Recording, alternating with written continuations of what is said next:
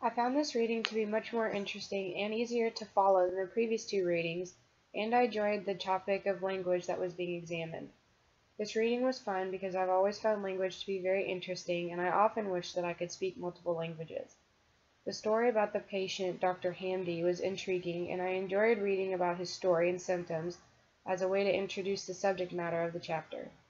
I've enjoyed most of the readings from the Telltale Brain because Ramachandran includes stories of real patients, which I always find interesting.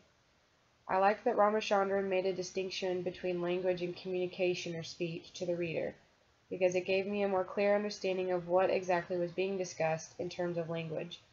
The example of an air raid siren or fire alarm as a form of communication rather than language was a good example that effectively got the point across that communication is different from language.